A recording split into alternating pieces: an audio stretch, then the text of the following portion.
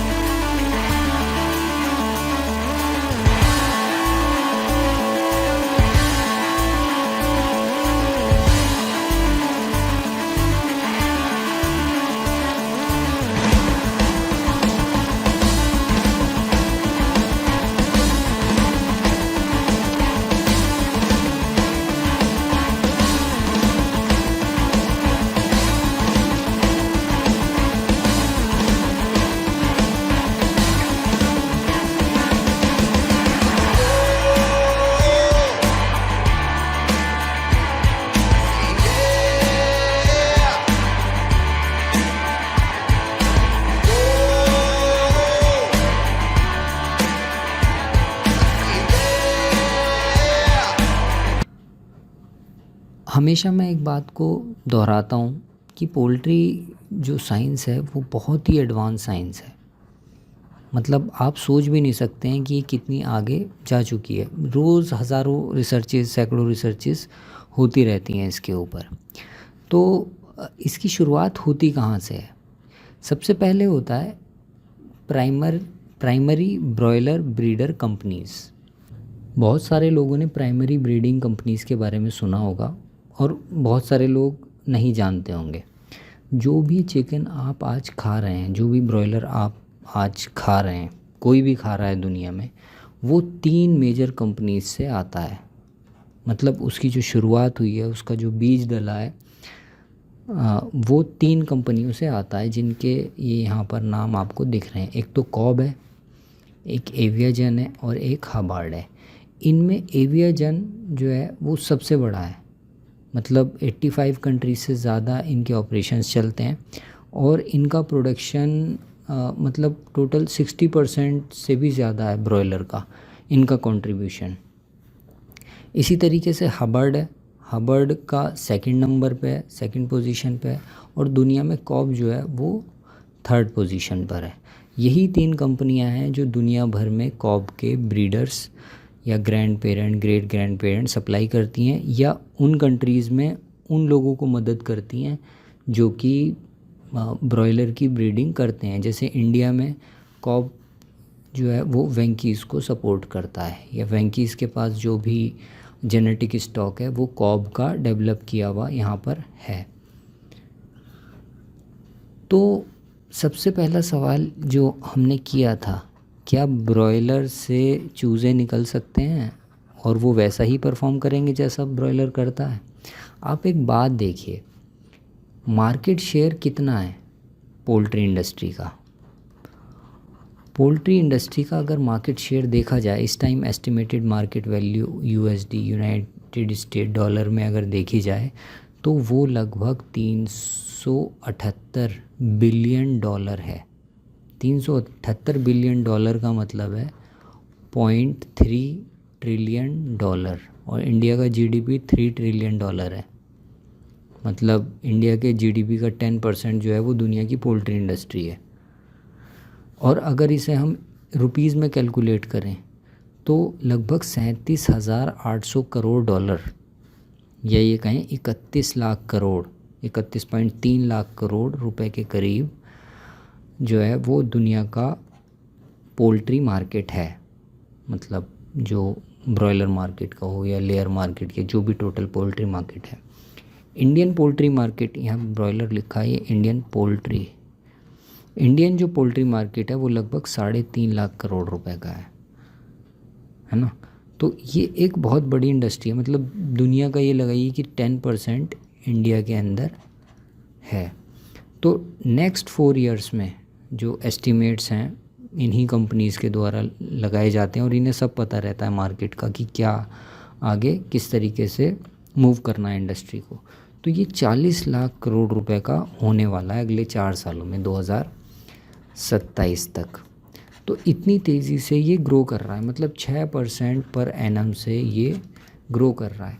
अब जिसकी इतनी मार्केट कैपिटल वैल्यू है तो उसे ऐसे ही छोड़ दिया जाएगा क्या उस इंडस्ट्री को लोगों के हाथों में, कि ब्रॉयलर दे दिया, उन्होंने चूज़े निकाल लिए? तो फिर इन कंपनीज़ को जिनकी हम बात कर रहे थे, ये जो मैं बता रहा हूँ ये इसीलिए बता रहा हूँ कि आप इस बात को समझें कि ये ऐसे नहीं छोड़ेंगे अपने ब्रॉयलर्स को कि कोई उन्हें ब्रीड कराए, उसमें से अंडा निकाले और उससे फिर ब्रॉयलर बना ले। फिर इन कंपनीज़ की क्या ज़रूरत रहेगी और इस मार्केट का क्या मतलब रहेगा? तो जब मार्केट इतना बड़ा है तो उसे मोनोपोलाइज रखने के लिए, उसे कुछ हाथों में रखने के लिए कुछ मतलब ट्रिक्स अपनाए जाते हैं, कुछ चीज़ें अपनाई जाती हैं। ठीक है, तो ये इंडस्ट्री डेवलप कैसे हुई है और ये काम कैसे करती है, ये जानना एक आम पोल्ट्री फार्मर के लिए भी ज़रूरी है ताकि वो किसी गलत फहमी में ना रहे। तो जेनेटिक कंपनीज़ किस तरीके से काम करती हैं? बहुत सारी आपने फिल्में देखी होंगी, जैसे प्लैनेट ऑफ द एप्स है, या फिर सबसे इम्पोर्टेंट है जुरासिक पार्क, वो बहुत पॉपुलर फिल्म है। ये जितनी भी कंपनी, ये मूवीज़ हैं, साई-फाई मूवीज़ कहते हैं इन्हें, साइंस फिक्शन मूवीज़, ये जेनेटिक्स पे बेस्ड हैं। मतलब इनका जो आधार है वो जेनेटिक्स है। प्लैनेट ऑफ द एप्स का आधार या किसी का भी, उसमें जो भी जानवर हैं उनके जेनेटिक्स में बदलाव लाके उन्हें एक अलग तरीके का बना दिया जाता है। मतलब या तो नए जानवर पैदा कर लिए जाते हैं या एग्जिस्टिंग जानवरों में को की परफॉर्मेंस को बढ़ा दिया जाता है। तो इसी तरीके से रियल लाइफ में ये जेनेटिक कंपनियां ऐसे उल्टे सीधे काम ना करके कुछ प्रोडक्टिव काम करती हैं। अब उन प्रोडक्टिव कामों में से एक यही है कि ब्रॉयलर चिकन का जेनेटिक पोटेंशियल को बढ़ाना उस नॉलेज के ज़रिए से। जो हमारे ब्रॉयलर चिकन्स हैं तो उन्हें सेलेक्ट किया जाता है। सेलेक्ट करने का क्या मतलब होता है कि 2 पेरेंट्स हैं, एक मुर्गा है, मतलब पूरी पॉपुलेशन है, यहाँ पर 100 मुर्गे हैं मान लो, और इधर 1000 मुर्गियाँ हैं। तो इनमें से बेस्ट 10 को चुना गया, इसमें से बेस्ट 1 को चुना गया। जो भी मतलब हमने डिसाइड किया कैरेक्टर्स को कि वेट गेन कौन सबसे ज़्यादा करता है, कौन सबसे ज़्यादा अंडे देती है मुर्गी, किसके पंख अच्छे हैं, किसका ब्रेस्ट मीट अच्छा, ये सारी चीज़ें देख के हमने एक मुर्गा सेलेक्ट किया, 10 मुर्गियाँ सेलेक्ट की, इनने क्रॉस कराया। तो इनसे जो चूज़े निकल के आएंगे वो बेस्ट होंगे, इस पूरी पॉपुलेशन में। तो ये होता है सिलेक्शन। तो ये ट्रेड्स के लिए किया जाता है।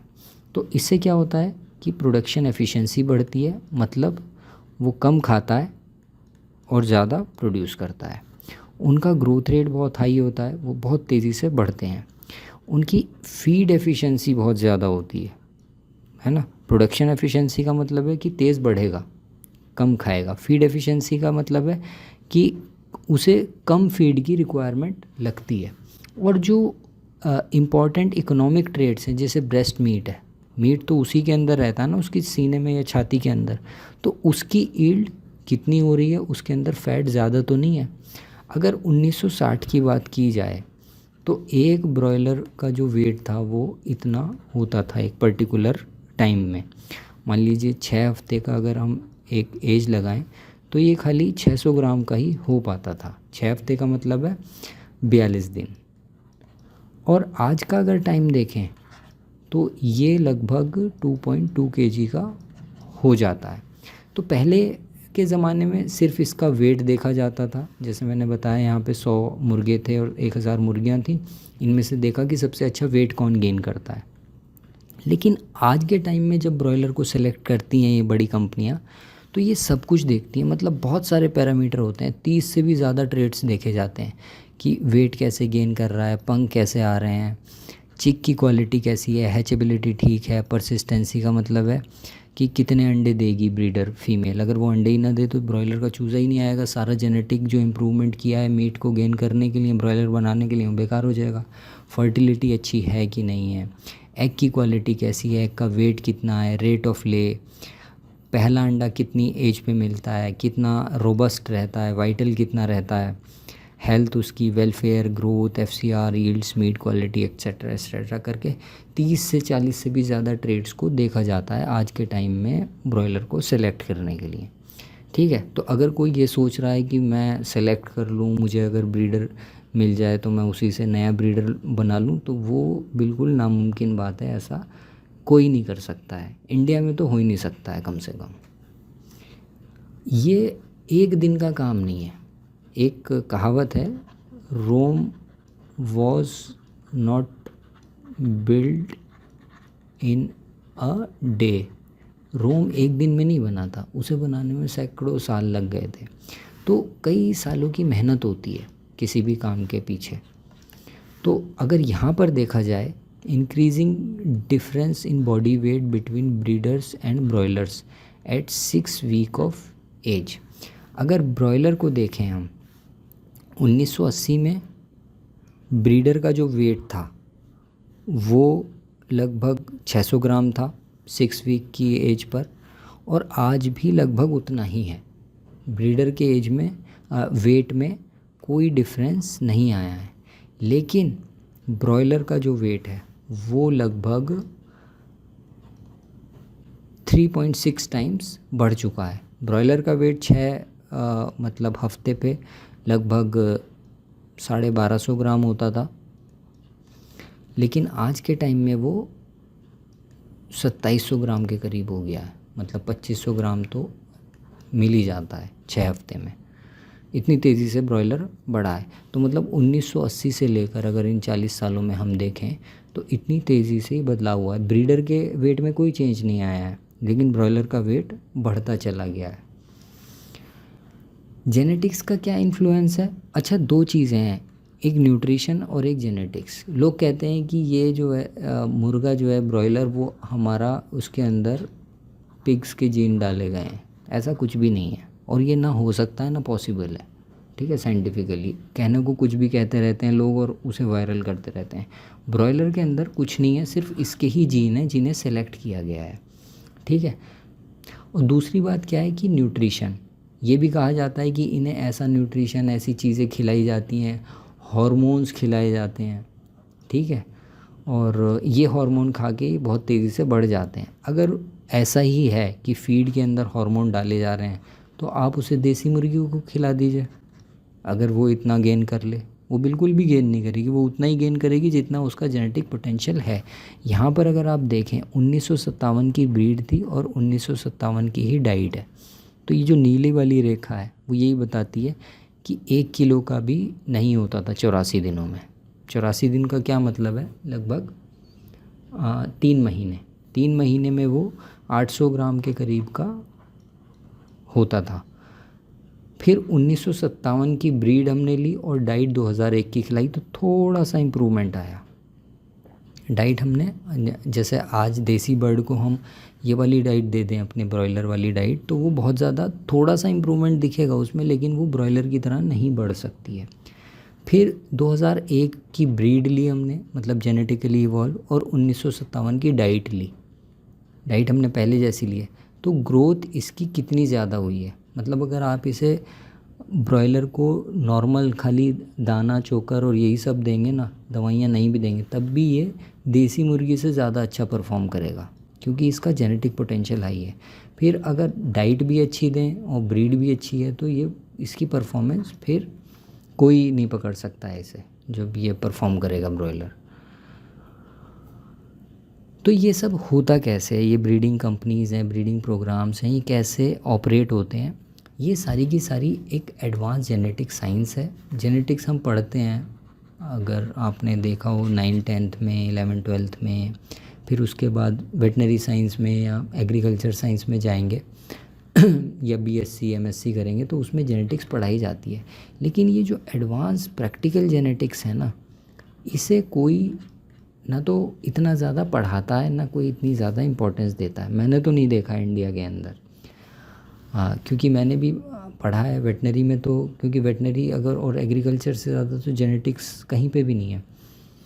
लेकिन एनिमल जो जेनेटिक्स है उसके अंदर इतनी इम्पोर्टेंस नहीं दी जाती है, उसे पढ़ाने में या उसे समझने में। तो एडवांस जेनेटिक साइंस और इंफॉर्मेशन टेक्नोलॉजी को मिला के इन्होंने ब्रॉयलर ब्रीडिंग कंपनीज़ ने ब्रॉयलर ब्रीडिंग प्रोग्राम बनाए, जिसकी वजह से हमें इतना ज़्यादा इम्प्रूवमेंट देखने को मिला है। इसमें 3 चीज़ें आती हैं बेसिकली। एक तो क्वांटिटेटिव जेनेटिक्स। देखिए है क्या कि पुराने ज़माने में या अभी भी कुछ कम्युनिटीज़ ऐसी होती हैं जो आपस में ही शादियां करते हैं। आपस में मतलब क्लोज़ रिलेशंस में। तो क्लोज़ रिलेशंस में जब शादियां होती हैं तो वो प्योर लाइंस बनती हैं। जैसे पारसी हैं या फिर और कम्युनिटीज़ भी मतलब होती हैं, यहूद जूज़ हैं, है ना, मुस्लिम्स भी हैं कुछ कम्युनिटी में, मुस्लिम्स में भी ऐसा होता है। तो उनके यहाँ जब आपस में क्लोज़ रिलेशंस में शादियाँ होती हैं तो कुछ प्योर लाइंस निकल के आती हैं, और उन ख़ानदानों को, उन लाइंस को कहा जाता है कि इनका ख़ानदान बहुत ऊंचा है, इनके यहाँ बाहर से कोई ऐसा नहीं आया है इनकी, हाँ, मतलब जेनेटिक्स में। तो इसी तरीके से प्योर लाइंस बनाई जाती हैं मुर्गियों में, या कोई भी एनिमल अगर आपको क्रॉस ब्रीडिंग करके उसका प्रोडक्शन इम्प्रूव करना है तो प्योर लाइन उसमें बनानी पड़ती है, और ये बिल्कुल एसेंशियल पहला स्टेप होता है। ठीक है, इसमें आपस में इसमें क्रॉसिंग कराई जाती है और एक प्योर लाइन बनाई जाती है। इसका मकसद ये होता है कि जो जीन्स, मतलब क्वांटिटेटिव जीन्स का मतलब है ये कुछ 10 जीन्स हैं और ये पूरी पॉपुलेशन में बिखरे पड़े हैं, मतलब 10,000 मुर्गियाँ हैं, उनके अंदर हैं ये 10 जीन या 50 जीन। अब इन्हें हमें 100 मुर्गियों के अंदर कंसंट्रेट करना है, मतलब ये सारे के सारे जीन 100 मुर्गियों के अंदर आ जाएं, तो उसके लिए प्योर लाइन ब्रीडिंग कराई जाती है। तो ये होता है पार्ट क्वांटिटेटिव जेनेटिक्स का। इसके बाद आती है कंप्यूटर साइंस, जिसके अंदर स्टैटिस्टिक्स मॉडल होते हैं, स्टैटिस्टिकल मॉडल होते हैं, जिनसे ये पता चलता है कि कोई भी ब्रीड जो बन रही है ये पहली वाली से कितनी डिफरेंट है। अगर वो स्टैटिस्टिकली डिफरेंट होगी तभी उसे कंसीडर किया जाता है, वो बिना कंप्यूटर के और उन लोगों के जो स्टैटिस्टिक्स की नॉलेज रखते हैं ये पॉसिबल नहीं है। तीसरी चीज़ आती है डीएनए चिप टेक्नोलॉजी या डीएनए माइक्रो एरे। ये क्या करता है कि इसे मुर्गे के अंदर जिसे सेलेक्ट किया जा रहा है उसके अंदर डाला जाता है, ठीक है, इंसर्ट किया जाता है, और ये देखा जाता है कि जो जीन्स ग्रोथ के लिए या किसी भी कैरेक्टर के लिए रिस्पॉन्सिबल हैं ये उस मुर्गे के अंदर या उस मुर्गी के अंदर कितने हैं, मतलब हैं भी या नहीं है, या कितने हैं। तो अगर वो मुर्गी, तो इससे हमें पता चल जाता है कि उसकी ब्रीडिंग करानी है या नहीं करानी है।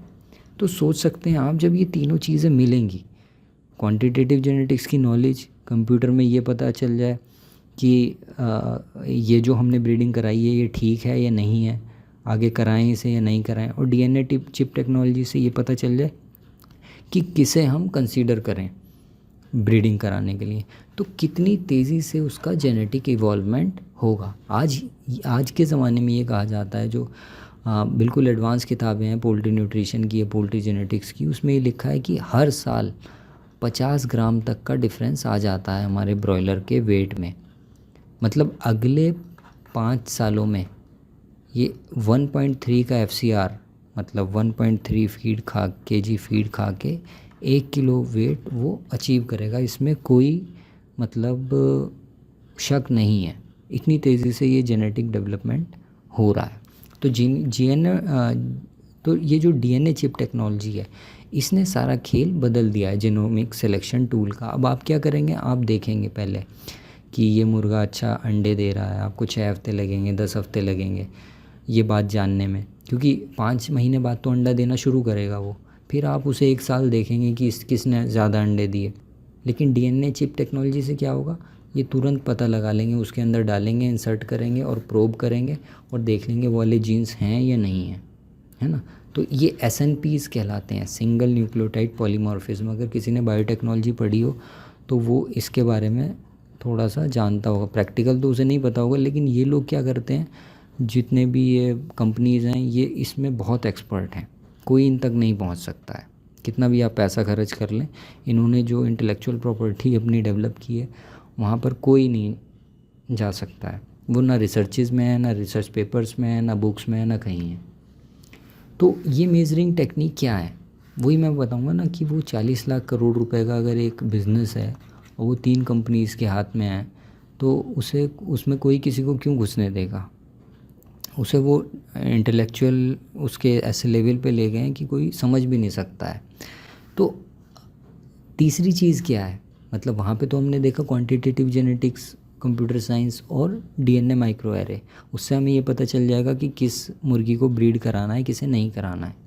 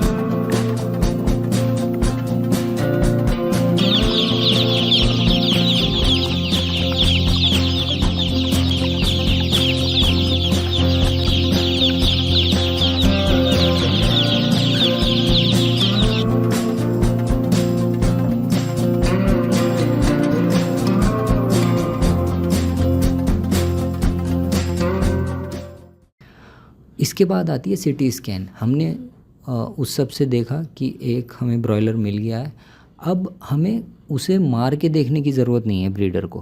पहले क्या होता था कि मार के देखते थे कि कितना इसके अंदर मीट आया है, कितना इसके अंदर बोन्स हैं, कितना ब्लड है, कितनी इंटेस्टाइन का वेट है। अब सिटी स्कैन करते हैं सीधा, और सिटी स्कैन में पूरी बॉडी का जो रिकन्स्ट्रक्शन हो जाता है ब्रॉयलर की 3 डायमेंशंस में। एक एक ब्लड वेसल, एक एक मसल, एक एक बोन, एक एक जॉइंट, सब चीज़ आ जाती हैं बिना उसे मारे, उनकी समझ में आ जाती है। उन्होंने डाटा बनाए हैं इन्हीं लोगों ने, और वो बिग डाटा बना के बिल्कुल अब तो AI के फॉर्म में जा रहा है। जब AI आ जाएगी इस चीज़ में तो कितनी तेज़ी से सिलेक्शन होगा, कोई सोच भी नहीं सकता है। तो ये सिलेक्शन क्राइटेरिया सिटी स्कैन वगैरह से तो ये बताया जा रहा है कि नई मेजरिंग टेक्निक्स कितनी होती हैं। तो यही प्राइमरी ब्रीडिंग कंपनीज इस चीज़ में इन्वेस्ट करती रहती हैं और अपने अपने वो तैयार करती रहती हैं ब्रॉयलर्स। तो इंडस्ट्री का स्ट्रक्चर कैसा है, तो यहाँ पर ये बात बहुत इम्पोर्टेंट है बतानी। अब यहाँ पे आपको एक अजीब सा डायग्राम सा दिख रहा होगा, ये जो है ये है ना, ये इंडस्ट्री पिरामिड कहलाता है। पिरामिड का मतलब ये है कि मैंने बताया ना कि प्योर लाइन डेवलप करनी होती है सबसे पहले। अगर सिलेक्शन करना है, जेनेटिक इम्प्रूवमेंट करना है, चाहे गाय है, भैंस है, भेड़ है, बकरी है, मुर्गी है, कुछ भी है, उसका सबसे पहले आपको प्योर लाइन डेवलप करनी पड़ेगी। तो ये जो प्राइमरी ब्रीडिंग कंपनीज़ थी, हमने कॉब की बात की, हबर्ड की बात की या एवियजन की बात की, इन्होंने अपनी अपनी प्योर लाइन बनाई हुई हैं। इन्हें ही हम कहते हैं प्राइमरी ब्रीडर्स या प्राइमरी ब्रीडिंग कंपनीज़।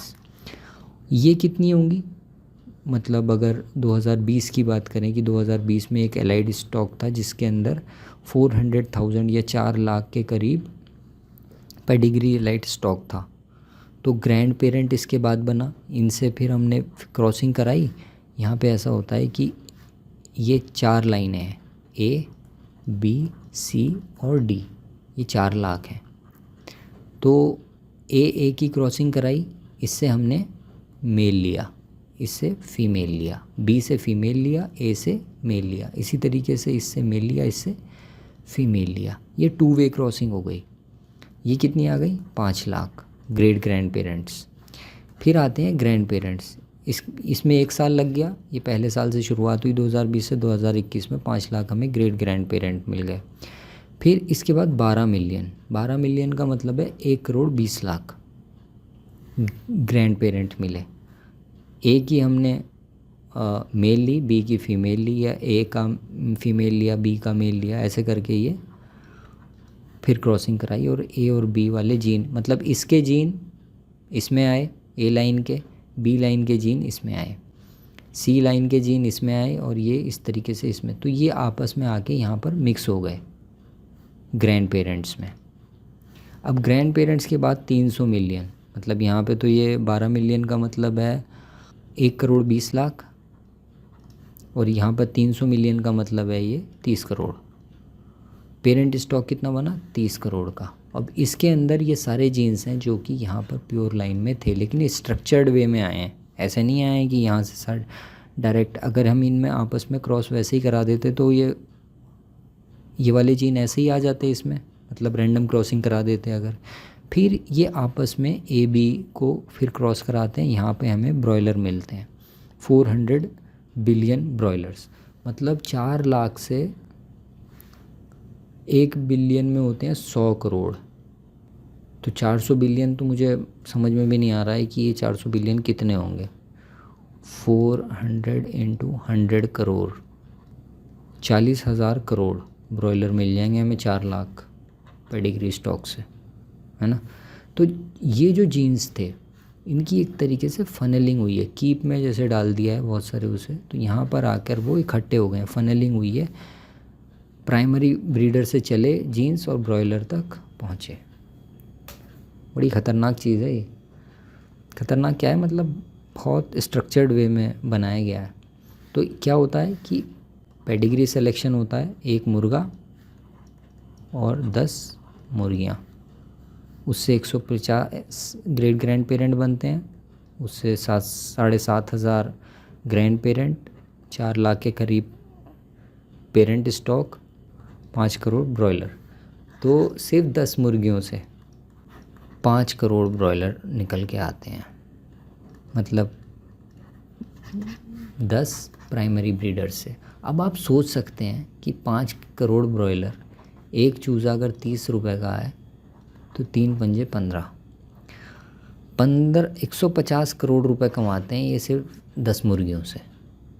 तो ये कितने अमीर होंगे, ये इनके पास कितना पैसा होगा, जो भी कुछ है सब घूम फिर के इनके पास ही जा रहा है। 150 करोड़ रुपए की वर्थ है इन 10 मुर्गियों के अंदर। और लोग सोचते हैं कि हम ब्रॉयलर को क्रॉस करा के चूज़ा निकाल लेंगे और उससे फिर ब्रॉयलर अपनी पेरेंट लाइन या अपना चूज़ा बना लेंगे। तो ये जो पेरेंट ब्रीडर्स होते हैं इनका मैंने अभी आपको बताया कि प्योर लाइंस होती हैं अलग अलग तरीके की, उन्हें ग्रेट ग्रैंड पेरेंट में बदला जाता है, grand parent stock, parent stock और फाइनल ब्रॉयलर हमें मिलता है। तो जो हमें मिलता है वो यहाँ से मिलता है। जो चूज़ा हमारे ब्रॉयलर फार्मर पालते हैं, एक से बड़े एक इंटीग्रेटर्स हैं, इवन मतलब जैसे शालीमार है या सिमरन हैं, ये भी एक बहुत बड़े बड़े इंटीग्रेटर हैं, बहुत ही बड़े मतलब इंटीग्रेटर्स हैं ये। और ये भी हैचरीज से चिक्स लेते हैं या अपना ब्रीडर रखते हैं ये लोग। तो ये male female line grand parent की शिप की जाती हैं हैचरीज़ को, और वो वहाँ पर अपना उसे मेंटेन करते हैं, उनसे ब्रॉयलर निकल कर आते हैं। इंडिया में कौन कौन सी कंपनियाँ, एग्जाम्पल के लिए बता रहा हूँ, सैकड़ों कंपनियाँ हैं यहाँ पे जो काम कर रही हैं। तो पेरेंट ब्रीडर्स कौन सी हैं यहाँ पर, जैसे चौधरी हैचरीज़ हैं, गौरव हैं, राठी हैचरी हैं, या और भी होंगी लोकल हैचरीज़ जो इधर उधर अब पर्टिकुलर एरिया में रहती हैं, दिल्ली के आसपास ही हैं, तो मैंने इनका नाम लिख दिया। इसी तरीके से ग्रैंड पेरेंट कंपनीज़ हैं, जैसे स्काईलार्क है, उसके पास हबर्ड है, आईवी है, उसके पास एवियाजन है, सुगुना के पास रॉस है ना। तो ये ग्रैंड पेरेंट कंपनीज़ हैं, इनका तो कोई मतलब मुकाबला नहीं है, ये कितनी बड़ी कंपनीज़ हैं। प्राइमरी ब्रीडर कंपनी इंडिया में सिर्फ एक ही है, वो है वेंकीज़, और ये भी कॉब के कोलैबोरेशन में प्राइमरी ब्रीडर को मेंटेन करती है। इसका जो जेनेटिक स्टॉक है वो कॉब से आया है, तो इसी वजह से कॉब का क्या है, इसे हम कहते हैं कॉब वेंट्रेस, इंडिया में क्या कहा जाता है इसे, वैंग कॉब।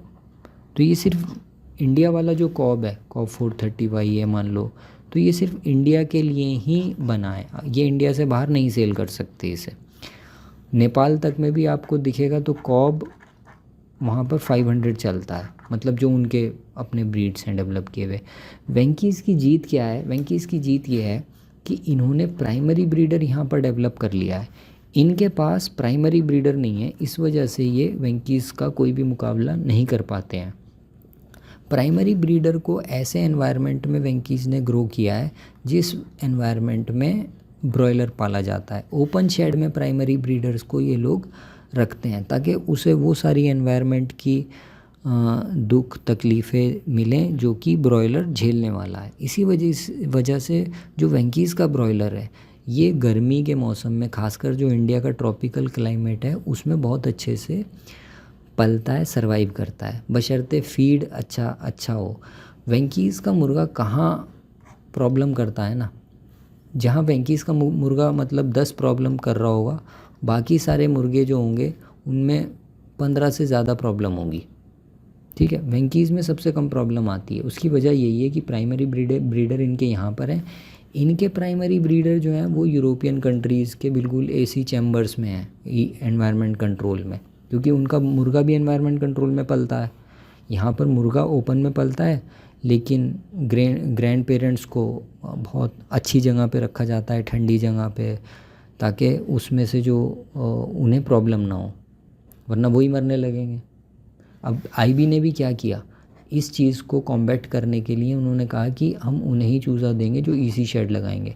तो ये ईसी शेड को बनाने में हेल्प करते हैं, मतलब हेल्प क्या करते हैं कि उन्हें लोन वगैरह भी देते हैं कुछ, और उन्हें देते हैं जिनके पास ईसी शेड हो, क्योंकि इनका पेरेंट जो है वो उसके ग्रैंड पेरेंट हैं यूरोप में, ठंडे इलाकों में, और वो वहाँ से आया है, वो यहाँ पे गर्म उसमें नहीं रह सकता है, तो उसे इसी शेड में एसी वगैरह में रखा जाता है।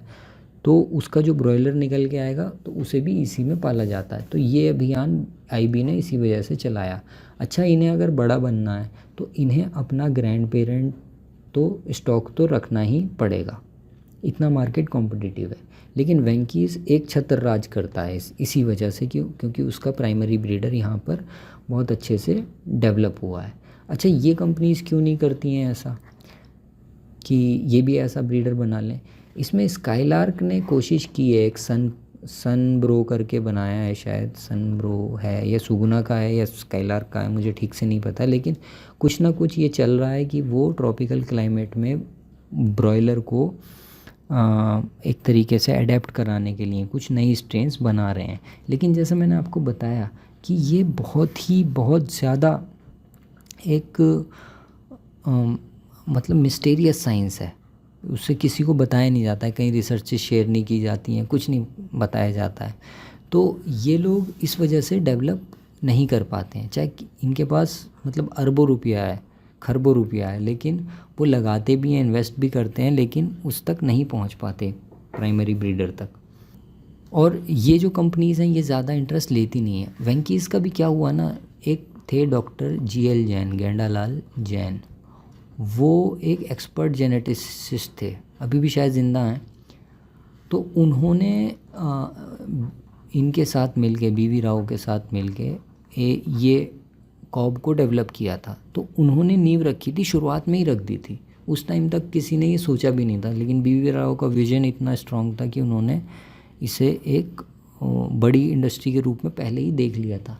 तो वो उन्हें ले आए थे अपने साथ, JL जैन को, डॉक्टर JL जैन जेनेटिस्ट थे एक, तो उन्होंने इसे डेवलप कर दिया।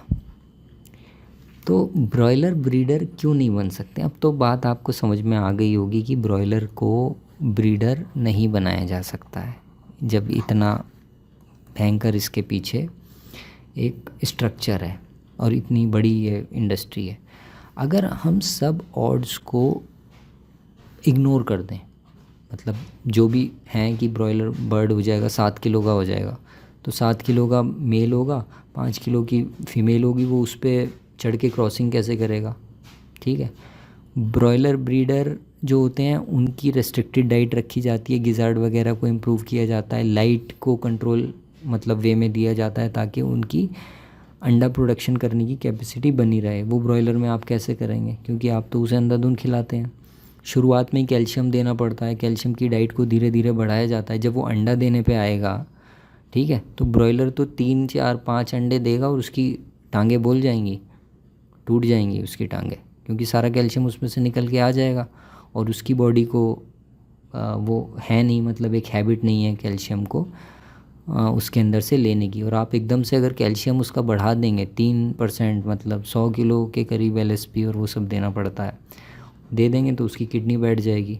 तो ये सब तो और है। मान लीजिए ये सब हमने कर भी लिया और ब्रीडर ने हमें अंडा दे दिया, उस ब्रॉयलर ने हमें एक अंडा दे दिया जिसके अंदर से एक चूज़ा निकल गया, ठीक है, एक फर्टाइल एग हमें मिला और एक चूज़ा उसके अंदर से निकल के आ गया। अब ये ब्रॉयलर की तरह ग्रो नहीं करेगा। इसका जो रीज़न है साइंटिफिक वो ये है कि लॉ ऑफ सेग्रीगेशन, मेंडल का लॉ है। जिन्होंने जेनेटिक्स पढ़ी होगी या जिनके बच्चे जेनेटिक्स पढ़ रहे होंगे अभी 9th 10th में, वो बता देंगे कि लॉ ऑफ सेग्रीगेशन क्या होता है। कि पहली जो जनरेशन होती है उसके अंदर जीन्स जो होते हैं, जिनकी वजह से इतनी ग्रोथ हमें देखने को मिल रही है और इतना तामझाम हुआ प्राइमरी ब्रीडर से लेके और पेरेंट तक, वो इन जीन्स को एक जगह लाने के लिए हुआ है। लेकिन जैसे ही ये 2 पेरेंट जिनके अंदर एक जैसे जीन होंगे ये क्रॉस होंगे, अगली जनरेशन में ये जीन्स अलग अलग हो जाएंगे, बिखर जाएंगे।